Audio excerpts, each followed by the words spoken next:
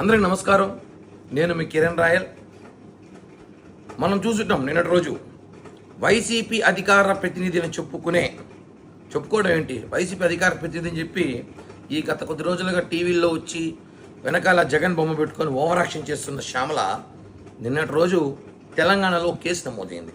అది ఎట్లాంటి కేసు అంటే, యువకుల్ని టార్గెట్ చేసి ఏదైతే బెట్టింగ్ యాప్స్ పేరుతో బలి తీసుకుంటుందో దాన్ని ప్రమోషన్ చేయడం.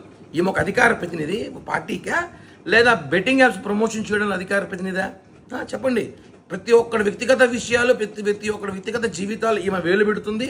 వాళ్ళని నరికేయాలి, వాళ్ళని తాట తీయాలి, తొక్కి పెట్టాలంటుంది. ఇప్పుడు ఈమెను ఏం చేయాలి చెప్పాలి. వైసీపీ పేటీఎం కానీ చెప్పాలి ఇప్పుడు. ఎందుకంటే బెట్టింగ్ యాప్స్ ఎంతమంది నేరం తెలుసు, ఎంతమంది బలైపోతున్నారో తెలుసు. నేను ఇప్పుడు ఒకటి అడుగుతున్నా వైఎస్ఆర్ కాంగ్రెస్ పార్టీ వాళ్ళని, ఈమెని వెంటనే శ్యామలని సస్పెండ్ చేయండి.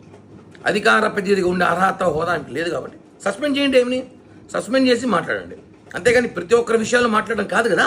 కాబట్టి శ్యామల సస్పెండ్ చేయాలని చెప్పి డిమాండ్ చేస్తున్నా.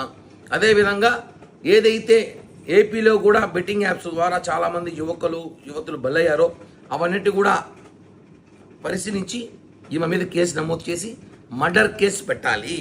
ఎందుకంటే ఇక్కడ కూడా చాలామంది ఏపీ రాష్ట్రంలో చనిపోయారు. వాటికన్నిటి కూడా ఈ బెట్టింగ్ ప్రమోషన్ కారణం. కాబట్టి ఏవైతే తెలంగాణలో కేసులు నమోదయ్యాయో దానికి సంబంధించి ఈ ఆంధ్రప్రదేశ్ రాష్ట్ర వైఎస్ఆర్ కాంగ్రెస్ పార్టీకి అధికార ప్రతినిధిగా ఉందో ఈవిడ కూడా కారణం అయ్యి ఉంటుంది. కాబట్టి ప్రమోషన్ వల్ల ఈమెను చూసి ఇన్స్పైర్ అయ్యి చాలామంది ఇన్స్పైర్ అవుతారు. ఇన్స్పైర్ అయ్యేలాగా ఏమో చెప్తుంది కదా, ఇన్స్పైర్ అయ్యి బెట్టింగ్ లాపాడి చాలామంది ఆస్తులు పోగొట్టుకొని ప్రాణాలు తీసుకుని సైతం చూసుకుంటాం.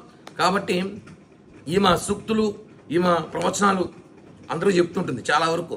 ఇవన్నీ సోది పక్కన పెట్టి శ్యామల గారు కూడా అన్నాను. ఎందుకంటే గారు అనే గొప్ప నేను చేయట్లే.